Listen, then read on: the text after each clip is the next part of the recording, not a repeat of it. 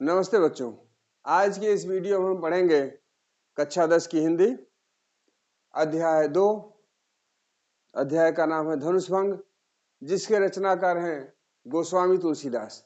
गोस्वामी तुलसीदास ने अपने सबसे प्रसिद्ध ग्रंथ, जिसे हम महाकाव्य भी कह सकते हैं, में श्री रामचंद्र जी का वर्णन किया है। और इस पद में उन्होंने उस समय का वर्णन किया है जब जनकपुर में धनुष भंग करने के लिए बहुत सारे राजा उपस्थित हुए हैं, किंतु कोई भी राजा उस धनुष को तोड़ नहीं पाया। और अंत में प्रभु श्री रामचंद्र जी धनुष को भंग करने के लिए मंच पर प्रस्तुत होते हैं। और ऐसे समय में तुलसीदास जी लिखते हैं, उदित उदयगिरि मंच पर रघुबर बाल पतंग। जब प्रभु श्री रामचंद्र जी धनुष को भंग करने के लिए उदयाचल रूपी मंच पर, उदयाचल रूपी मंच पर, उदयगिरि मतलब उदयगिरि पर्वत है, कह रहे हैं मंच मतलब आसन जहां पर धनुष रखा हुआ है, उदयगिरि मंच पर, उदयाचल रूपी मंच पर रघुबर बाल पतंग बाल स्वरूप श्री रामचंद्र जी आते हैं। विकसे संत सरोज सब, विकसे संत सरोज सब। तब संत सरोज, संत विकसे संत सरोज सब, तो संत कमल रूपी संत विकसित हो जाते हैं, खिल जाते हैं। अर्थात वहां उपस्थित जितने भी संत हैं सब कमल की भांति प्रसन्न चित्त हो जाते हैं। जिस प्रकार से कमल खिलता हो वैसे ही प्रसन्न चित्त हो जाते हैं। हर्षे लोचन भृंग, और उनके नेत्र रूपी भौरे हर्ष का अनुभव करने लगते हैं। उनके नेत्र रूपी भौरे हर्ष का अनुभव करने लगते हैं।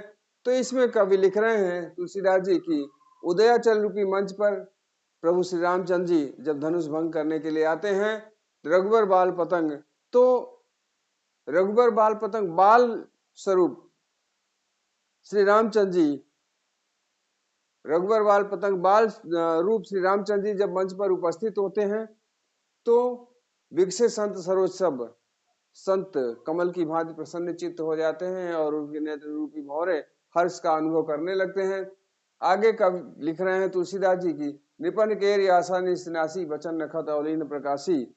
और जब बाल सूर्य की भांति, बाल सूर्य की भांति श्री रामचंद्र जी मंच पर उपस्थित होते हैं, तो निपन केर आशा निशी नासी, आशा निशी, आशा रूपी रात्रि नासी नष्ट हो जाती है। निपन राजाओं की, जो राजाओं की आशा रूपी रात्रि थी वो समाप्त हो जाती है। तात्पर्य कि जिस प्रकार से सूरज के उदय होने पर रात्रि समाप्त हो जाती है, उसी प्रकार से राजाओं के मन में जो आशाएं बची हुई थी, आशा रूपी रात्रि जो बची हुई थी, बाल रूप सूर्य अर्थात श्री रामचंद्र जी के उपस्थित होने पर उनकी आशा रूपी रात्रि समाप्त हो जाती है। वचन नखत अवलीन प्रकाशी, और उनके वाणी रूपी तारों का चमकना बंद हो जाता है। तात्पर्य कि जब रात होती है तो आकाश में तारे दिखाई देते हैं, और सूरज के उदय होने पर जैसे ही प्रातःकाल हो जाता है आकाश के तारे गायब हो जाते हैं। वैसे ही राजाओं की वाणी रूपी तारे, राजाओं के वाणी रूपी तारे, वचन नखत, नखत नक्षत्र, अवलीन प्रकाशी रूपी तारे न प्रकाशी, उनका प्रकाशन बंद हो जाता है। अर्थात वचन रूपी तारों का चमकना, अर्थात राजाओं का जो बड़बोलापन था वो बंद हो जाता है। माने महेब कुमुद सकुचाने, जो मान रखने वाले राजा थे, जो अभिमानी राजा थे, वो कुमुद की भांति संकुचित हो जाते हैं। सकुचाने अर्थात संकुचित हो जाते हैं। मान रखने वाले यानी अभिमानी राजा जो थे, प्रभु श्री रामचंद्र जी के मंच पर आते ही अभिमान करने वाले राजा, अपने ऊपर गर्व करने वाले राजा कुमुद की भांति संकुचित हो जाते हैं। जिस प्रकार से सूर्य के उदय होने से कुमुद बंद हो जाता है, कमल खिलता है लेकिन कुमुद बंद हो जाता है, उसी प्रकार से प्रभु सूर्य की भांति बाल रूप प्रभु श्री रामचंद्र जी जब मंच पर आते हैं, तो अपना मान समझने वाले राजा, घमंड की भांति व्यवहार करने वाले जो राजा थे, वो कुमुद की भांति संकुचित हो जाते हैं।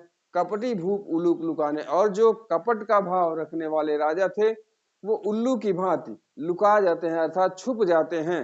जैसे प्रातः काल होता है तो प्रातः काल होते ही उल्लू कहीं अंधेरे में चले जाते हैं, वैसे ही सूर्य वंशी श्री रामचंद्र जी जब मंच पर उपस्थित होते हैं तो कपट का स्वभाव रखने वाले राजा, वे राजा जिनके स्वभाव में कपट का भाव छुपा होता था, वो उल्लू की भांति लुका जाते हैं, अर्थात छुप जाते हैं कहीं इधर उधर जा करके। जहां अंधेरा होता है उल्लू जाके छुप जाता है, वैसे ही अपने अनुरूप जगह पाकर वो छुप जाते हैं, अर्थात वहां से हट जाते हैं। भय विशोक कोक मुंदेवा, और ऐसे समय में जो जो कोक मुनि देवा, जो मुनि हैं और देवता हैं, वो चकवा की भांति विशोक हो जाते हैं। जैसे सूर्य के उदय होने से चकई चकवा शोक मुक्त हो जाते हैं, और जब रात आती है तो वो शोकाकुल हो जाते हैं। रात्रि के पश्चात ही जैसे ही सूर्योदय होता है, वैसे ही चकई चकवा अर्थात चकवा पक्षी श्राप मुक्त हो जाता है, शोक रहित हो जाता है। जिस प्रकार से, उसी प्रकार से बाल रूप श्री रामचंद्र जी के मंच पर उपस्थित होते ही मुनि और देवता शोक रहित हो जाते हैं। उनके जो चिंताएं थी, उनका जो दुख था, वो सारा समाप्त हो जाता है। बरसाई सुमन जनावई सेवा, और वो पुष्प वर्षा करके अपनी उपस्थिति का एहसास कराते हैं। ये बताते हैं पुष्प वर्षा के द्वारा कि इस शुभ घड़ी में मैं भी शामिल हूं। वो पुष्प वर्षा करके एहसास कराते हैं इस अपनी उपस्थिति का। गुरुपद बंदी सहित अनुरागा, और ऐसे समय में प्रभु श्री रामचंद्र जी ने गुरु के पैरों की वंदना किया। सहित अनुरागा, अनुराग पूर्वक, प्रेम पूर्वक, बड़े ही भाव के साथ उन्होंने अपने गुरु के चरणों की वंदना किया। राम मुनि सन आयस मांगा, और तत्पश्चात श्री रामचंद्र जी ने मुनियों से आयस मांगा, आज्ञा प्राप्त किया। धनुष को भंग करने के लिए आज्ञा प्राप्त किया। प्रभु श्री रामचंद्र जी जो भी कोई शुभ कार्य करने जाते थे, उसमें अपने से बड़ों का आशीर्वाद प्राप्त करते थे, और उसी के क्रम में उन्होंने अपने गुरु से अनुराग में भर करके उनकी वंदना किया और मुनियों से आशीर्वाद मांगा। सहज चले सकल जग स्वामी, और आशीर्वाद प्राप्त करने के बाद प्रभु श्री रामचंद्र जी सहज चले सकल जग स्वामी, संपूर्ण जगत के स्वामी प्रभु श्री रामचंद्र जी, वो श्री रामचंद्र जी जो समूचे संसार के मालिक हैं। कह रहे सहज चले सकल जग स्वामी, संपूर्ण संसार के स्वामी प्रभु श्री रामचंद्र जी सहज भाव से इस प्रकार से आगे चलते हैं, जैसे मत मंज बर कुंजरगामी, जैसे मतवाला हाथी अपनी सहज गति से आगे बढ़ता है। हाथी मतवाला होकर अपने सहज गति से आगे बढ़ता है, घमंड का उसमें रंच मात्र भी समावेश नहीं होता है। उसी प्रकार से प्रभु श्री रामचंद्र जी मुनियों से आशीर्वाद प्राप्त करके आगे बढ़ते हैं।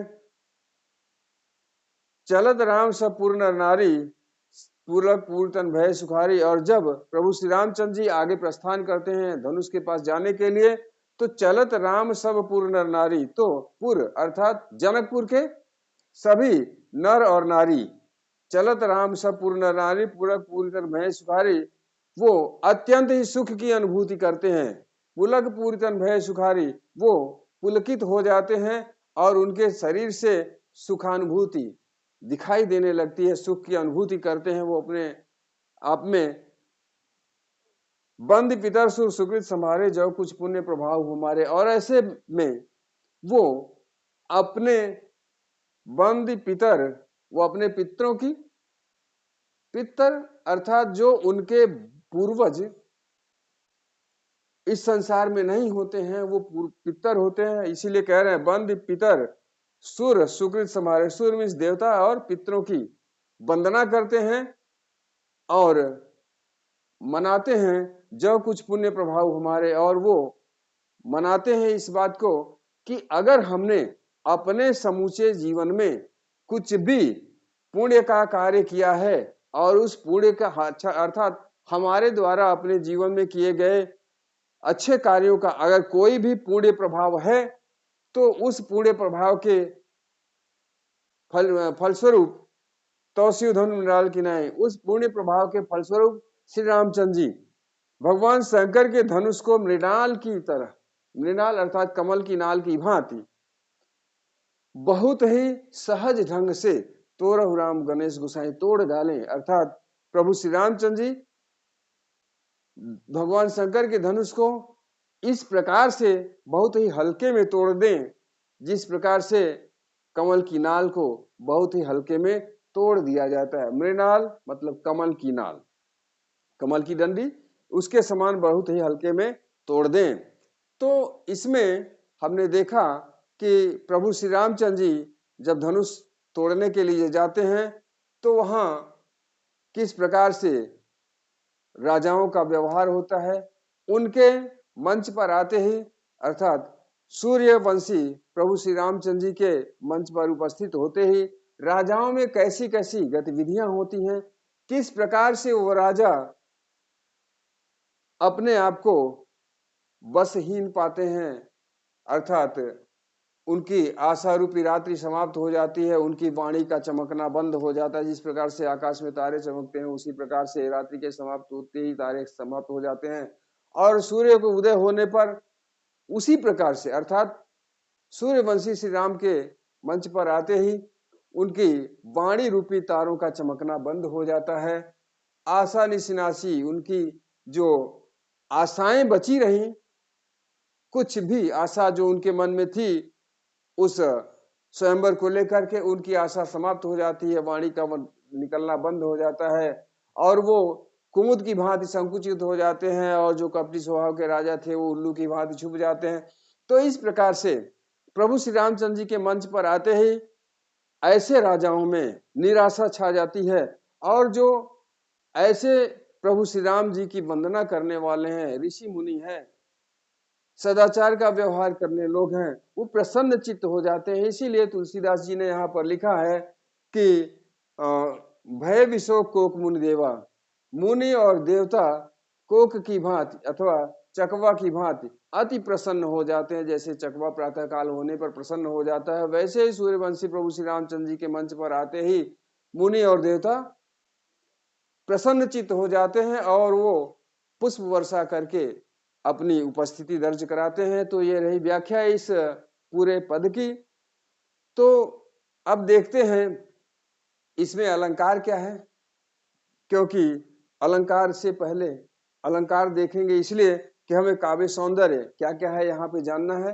तो जैसा कि हम बता दें आपको कि रामचरितमानस, संपूर्ण रामचरितमानस अवधी भाषा में लिखा हुआ है, कारण कि प्रभु श्री रामचंद्र जी ने अवध में जन्म लिया था, अर्थात अवध में जन्म लेने के पश्चात उनकी जितनी भी रचनाएं हैं, राम से संबंधित जितनी भी रचनाएं हैं, चाहे किसी भी रचनाकार ने रचना किया हो, उसकी भाषा अवधी है। तो हम यहाँ भाषा अवधी लिख लेते हैं, अवधी। और शैली, शैली दो प्रकार की होती है, एक प्रबंध काव्य शैली होती है, दूसरा मुक्तक काव्य शैली होती है। तो समूचा रामचरितमानस प्रबंध काव्य शैली में है, किंतु वहीं हम सूर के पदों की बात करें तो सूर के पद सब मुक्तक काव्य शैली में है, लेकिन यहाँ प्रबंध काव्य शैली में है। तो शैली प्रबंधात्मक हो जाएगी, प्रबंधात्मक, शैली प्रबंधात्मक हो गई। और रस, रस ये शांत रस में है। और छंद, जैसा कि आपको पता होना चाहिए यहाँ दोहा लिखा है तो ये 2 लाइन दोहा छंद में है और शेष ये 8 लाइन चौपाई छंद में है। इसको हम चौपाई लिख लेते हैं, ये चौपाई छंद में है। तो हम छंद लिखने की बात आएगी काव्य सौंदर्य में, तो इसकी व्याख्या अगर हम करते हैं तो सिर्फ और सिर्फ दोहा छंद लिखेंगे और इसकी व्याख्या करते हैं तो चौपाई छंद लिखेंगे। किंतु दोनों की व्याख्या अगर हम करते हैं तो दोहा और चौपाई दोनों लिखा जाएगा। तो छंद में हो जाएगा दोहा और चौपाई। अलंकार की बात कर लें, अलंकार में इसमें रूपक अलंकार भी है, अनुप्रास अलंकार भी है और उपमा अलंकार भी है। तो यहाँ तो मृणाल की नाई उपमा अलंकार है। मृणाल की नाई अर्थात कमल की नाल की भांति, अर्थात कमल के नाल के समान समानता दे दिया गया, धनुष को कमल के नाल की भांति माना गया, तो यहाँ उपमा अलंकार हो जाएगा। और इसमें रूपक अलंकार उदयागिर रूपी मंच, रघुवर रूपी बाल पतंग, संत रूपी कमल, लोचन रूपी भौरे, चारों में है रूपक अलंकार। और यहाँ पर आशा निशिनाशी, आशा रूपी रात्रि और नक्षत्र रूपी वाणी। और यहाँ हो जाएगा मानी महेब कुमुद सकुचाने, मानी महेब कुमुद सकुचाने, कुमुद की भांति राजा कुमुद की तरह सकुचित हो गए, अर्थात राजाओं को कुमुद का रूप दिया गया। कपटी भूप उलूक लुकाने, राजाओं को यहाँ उल्लू की तरह से कपट का स्वभाव रखने वाले राजा। तो यहाँ पर रूपक अलंकार हो जाएगा।